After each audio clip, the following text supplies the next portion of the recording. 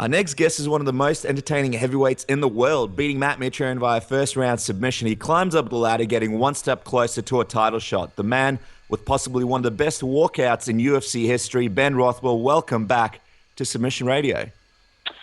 Well, thank you for having me back.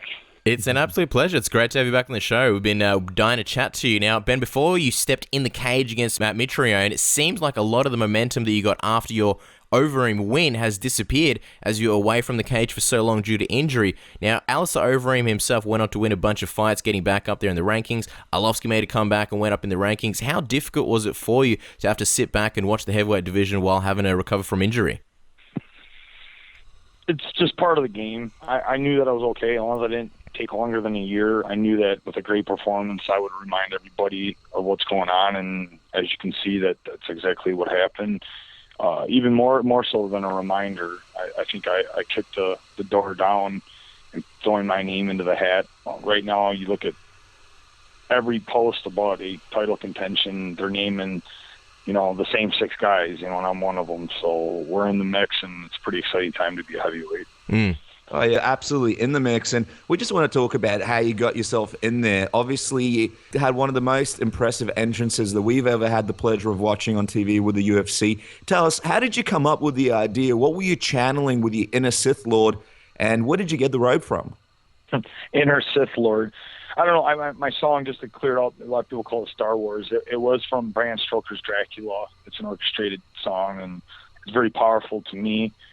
As far as coming in and the things that I said after, you're going to see with each of these fights that there's no acting. There's no script. It's just me finally deciding that, I'm going to be me. I just need to show, like I've said this in a couple of interviews now, I'm not going out there. This isn't fake. This is real. We're really out there to hurt each other. And my objective is to get in there and be the scariest human being alive. We're monsters. Right now, we're the heavyweight divisions of some of the toughest human beings on this planet, and I'm here to take them out. So I have to step up my game, and that's what entered the cage the other night. Yeah, I think monster's probably the perfect way to describe it. Before you beat Matt Mitrione, you seem to take a few seconds to just stand in the center of the octagon, take some shots, and almost just absorb his punches. And then it seemed like a switch was hit, and you became very animated, and the footwork started. What was going through your mind during that moment where you basically, stood in front of him and just absorbed shots? Well, Jack Slag, actually, he's a very smart writer. He's been doing some videos on boxing, and he I was impressed. It's not something I really wanted to get out there, but I'm impressed by his knowledge. And you guys got to rewatch my fight, and you got to do it in slow motion. Mm-hmm. Everybody thinks that I was getting tagged, and it's just not the case. My defense was the best it's ever been, and I scored several shots through that I know that changed his thought process. I mean, he really didn't get hit in his last three fights, and I hit him several times. And I'm telling you, your game plan changes when you start getting hit. And I'm weight-wise, I'm the biggest heavyweight. That means I'm the biggest fighter in the UFC. And you get hit by me, believe me, it makes a difference.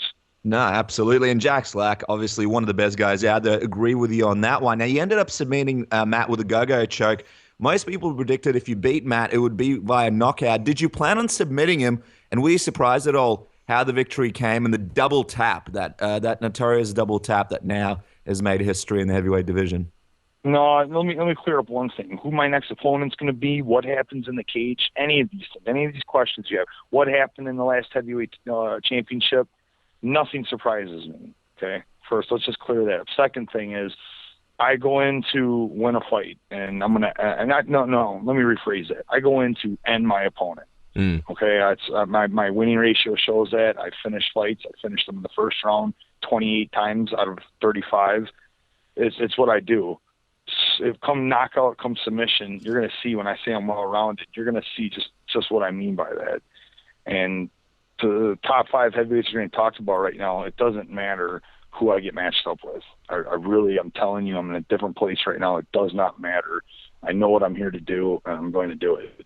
Well, it looks like you're definitely there to make statements. And when you beat Matt Mitrione, you made another statement. You cut an epic promo that ended with an evil laugh. These epic promos from you, they seem to have become a bit of a signature from you. You went for something impactful, and then Jon Anik ushered you back to ask some questions. Were you disappointed that he didn't let you walk away and just end it there after the laugh? Yeah, I mean, that was kind of, I said it, he didn't listen to me. I said, I have nothing left to say. So immediately when he walked over, you can see I'm kind of stunned. I'm like, why is this guy walked over here? And I think I caught everybody off guard. I really did. I don't think he even knew how to handle it. And he tried to be super cool at the end. He said, get back to Rothwell MMA. Anyone that's been watching me or talking to me the last, few months, because I kind of closed down before my fights, but what interviews they got out of me, it's all about my gym. So if you want to respect me, talk about my gym, because I feel like I'm making history. I don't just own a gym. I teach my classes all week long. We have a very special thing, and we're in a small part of Wisconsin. It's Kenosha, Wisconsin. Like, where's that? And I don't have any high-profile coaches like, Greg Jackson or the Black Zillions, yet I'm beating their fighters. So I think that I have something very special and unique going on right now. Oh, no, absolutely. And obviously a place to be now for a lot of aspiring MMA fighters, getting an opportunity to train with the great Ben Rothwell and finding out, some of your techniques and ideas, because obviously you've been around to all the best training camps, have been around the sport for a really long time. And we'll ask you a few questions actually about your gym a little bit later. I just want to touch on something else, Ben. When you were on Ariel's show, MMA Hour, you made a few comments about Cain Velasquez and the heavyweight division in regards to PEDs and whether Cain would look the same upon his return. You clarified on Inside MMA that you were just being sarcastic and that you didn't mean anything by it, which obviously cleared up a lot of stuff. But I'm just wondering, having seen Cain's return at UFC 188, you mentioned that nothing surprises you anymore, but what did you think about his latest performance? Because a lot of people did think he didn't quite look the same. MMA Junkies, Ben Folks, just did an article, and it talks, he obviously couldn't put everything that I said. He emphasized on me talking about Cain's cut, how I fought in elevation, and how I knew what he was going through. But the important part that was missed is people aren't giving Werdum enough credit. That's what upset me. If you listen to my interview, the very first thing I talk about is Cain had his hands full. There was no surprise to me. Everybody's like counted Werdum out. And if you listen to my interview, I'm like, yeah, right. I knew Cain had his hands full. I knew that Werdum is a legitimate heavyweight. He's one of the best in the world for a reason. Look, he proved it again. I knew the man was preparing very well, and I couldn't emphasize that enough, that people need to give credit when credit's due, and that part didn't get put in there. So that was the first thing. And, then after that being, said, okay, there is a lot of factors here, the elevation, all the guys puking on themselves. Obviously, common sense says there are some factors here. But I also said, Corsair, they're like, well, would you have done something different with the training? I go, who the hell am I to tell Cain Velasquez how to train? He's a champion. He knows what he's doing. Just like Pete and me. I don't want people telling me what to do. Obviously, I know what I'm doing. Doing this for 16 years. I know a thing or two. And I entrust that he does. Say he fought Travis Brown. I have no doubt in my mind Cain would have smashed Travis in the first round, been the hero of Mexico, and nobody would have thought nothing of it.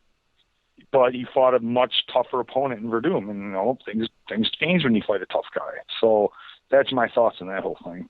Well, yeah, it definitely seemed like Werdum did everything he possibly could to prepare, and he's obviously changed in the last few years and become a much better version of himself. There's still the debate going on as to whether or not Cain would have won the fight if it were at sea level. Sounds like you're pretty confident in Werdum. What do you think? Do you think the fight would have played out any different if it would have been at sea level and not Mexico? I don't think so. I mean, I just stated that I think Werdum trained to win the fight wherever it was going to be. And I just don't think that it was going to change, because the bottom line is, if you watch Cain's history, he doesn't respect guys' ground game. He fights differently. Well, that did not occur with Werdum. He was backing off. He didn't go into the guard. And the very first time he really committed to a takedown, he got choked. The couple of times Werdum laid down, say, hey, come on, let's fight. And Cain just had him stand back up. So, no, I don't think the elevation didn't make Cain let Werdum stand back up. Okay? That was his conscious choice, and he got worked on the feet. So, no, I don't think the fight was going to change. Well, you make an interesting point about Werdum. Obviously, not many people respecting him, and he's really improved his game, and a lot of people need to recognize that with him finishing guys like Cain and Fedor Emelianenko, one of the greatest of all time. Just wondering, you just mentioned you're one of the top 6 guys that could possibly be fighting for a title next, and who knows what's going to happen in the crazy world of the UFC. Now, Werdum has been untouchable on the ground. You tapped out Mitrione very, very quickly a couple of weeks ago. What do you think? Could you be the man to challenge or even submit Werdum on the ground? Because you just spoke about the fact that a lot of guys are too afraid to go down when he's lying on his back, sort of with his guard open. I mean, I'm trying to be very clear that I'm on a different level, But first and foremost, they're just words. It doesn't mean anything. I want to prove everything I say. Now, if and when I do fight Werdum, I want the world to know it. As far as I'm concerned, he's the baddest heavyweight on the planet. I want to know he is the toughest challenge to date, so that when I beat him, people understand exactly what I've done. Well, it seems like, obviously seeing as Werdum, you say he's the toughest man or the baddest man on the planet. He is essentially the new sheriff in the heavyweight town. A lot of people are happy that he's the sheriff because obviously Cain Velasquez has spent a considerable amount of time on the shelf. Do you think this opens up the division at all, much like when GSP left the welterweight division and guys like yourself? And well, we have to go by history. If Cain won again, there's a high probability Cain was going to take some time off, be injured, whatever the case is. I'm just speaking from facts. The history since 2010. I do believe that Werdum was being champion. He's going to fight us. He's eager to fight, and he's going to fight us guys that are ready and staying healthy. And some people say, I made a whole call out to Andrei Arlovski. Junior Dos Santos is the last guy on a win and ranked the highest. So technically, that would be a good fight to call. But he made an announcement that he was injured. And then he made comments about Overeem, calling him out only because he was injured. So I didn't do that. I tried to strategically call out what I thought was what common sense was saying. But any of these guys that are up there right now, you're talking Werdum, Cain, JDS, Andrei Arlovski, Stipe. I think any one of them is going to build a good case for myself. So it really doesn't matter in the grand schemes of things. And I'm absolutely prepared for any one of them because that's how the UFC rolls. They're going to do whatever. So we got to be prepared for anything. I've tried to build a strong case about Andrei Arlovski. I think the fight makes sense. I think if Werdum is waiting till the end of the year and that's when Junior said he's going to be ready, well, then I guess those two will fight. It doesn't matter to me, though. Whatever happens, I think any one of them opponents is a worthy opponent, and it's going to help me build my case.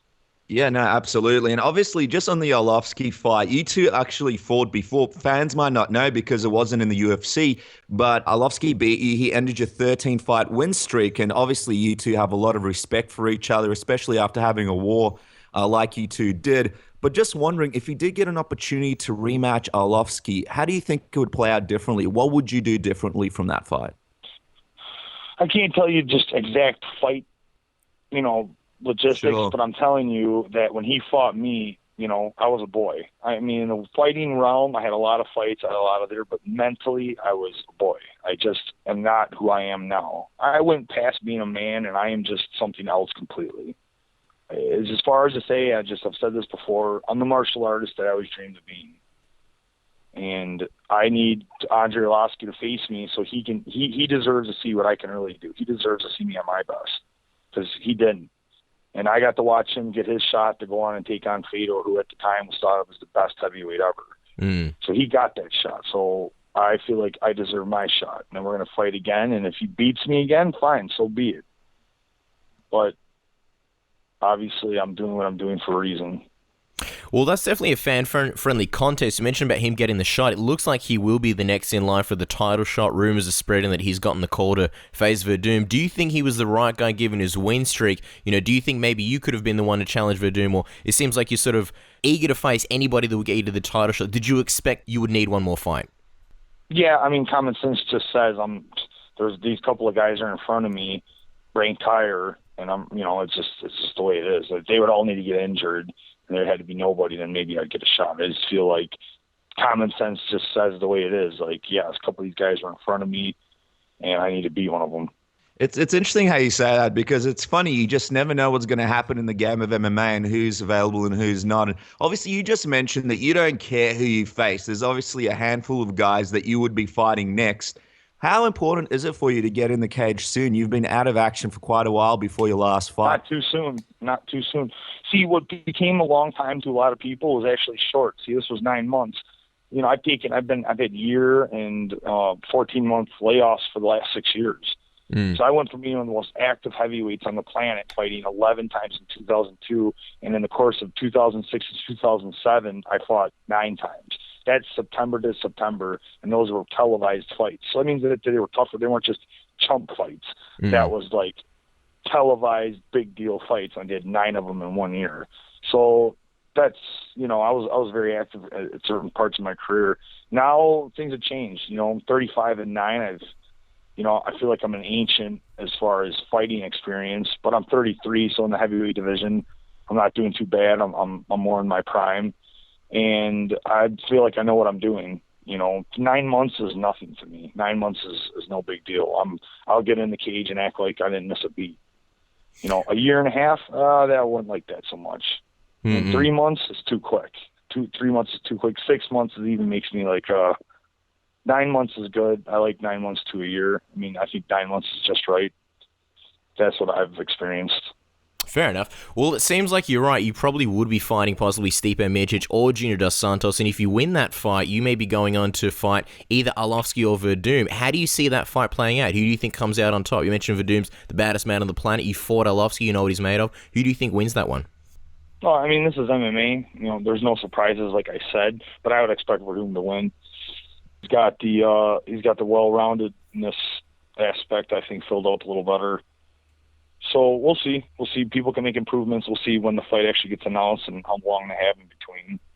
And let's hope that I get JDS then, if that's the case, because he'll be ranked, the highest guy ranked that's not fighting the title. So the highest guy that's also not on a loss. People are like, what about Cain? Yeah, that's obviously going to be a very good fight too. But I would like to fight somebody on a one as well. Again, we'll see what happens.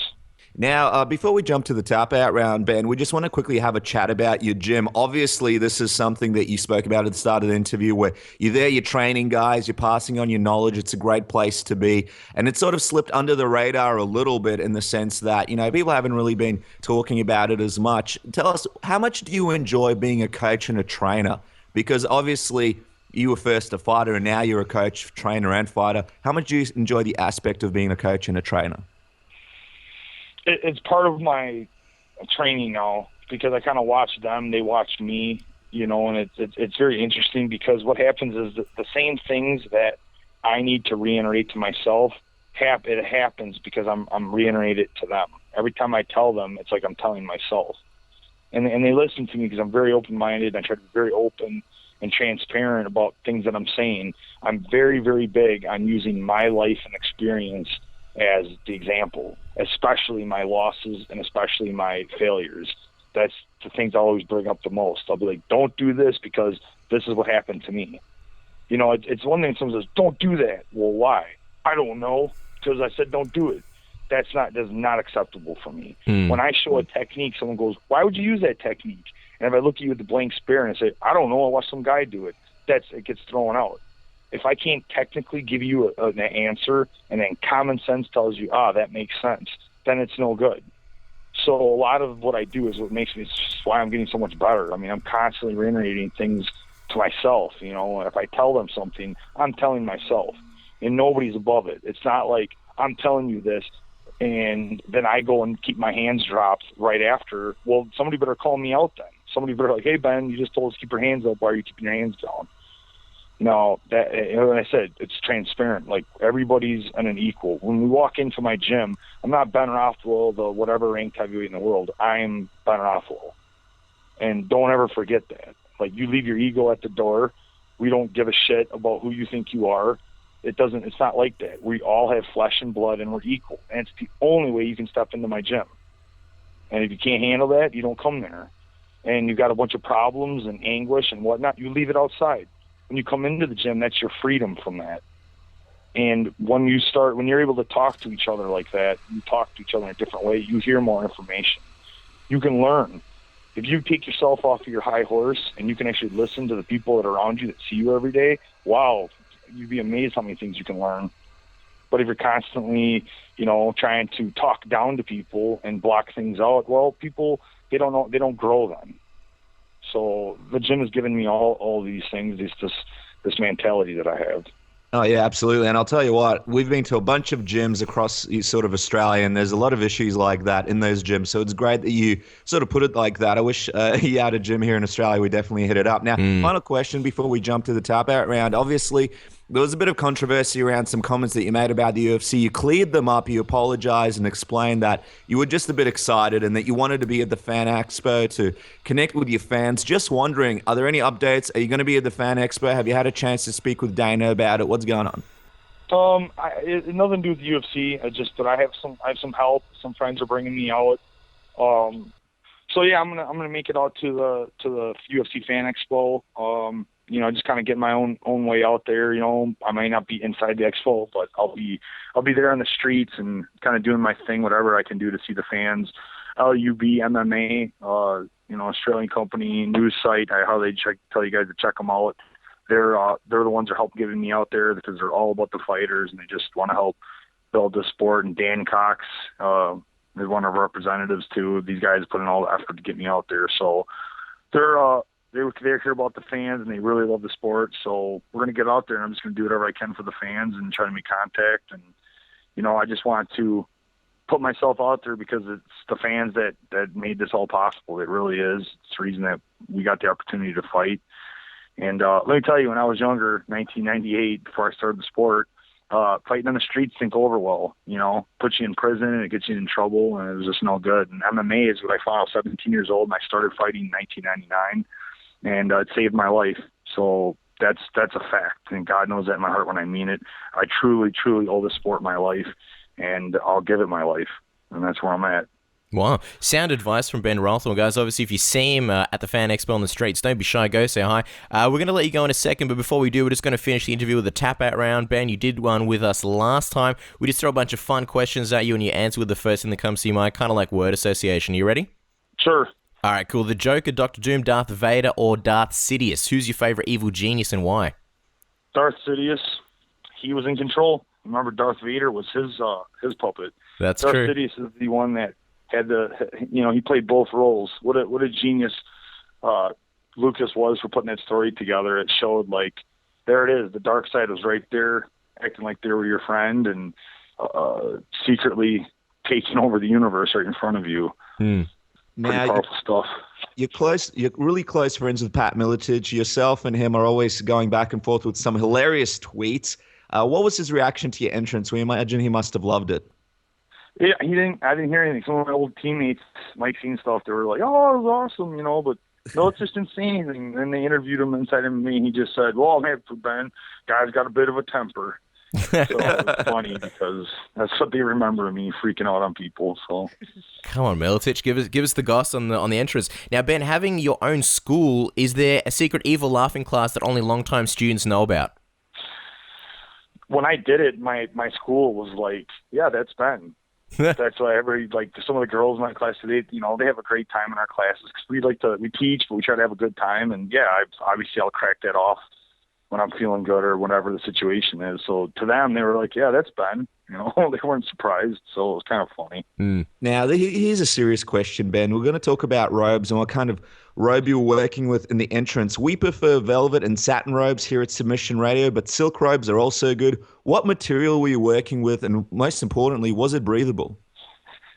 Nothing was hot, okay?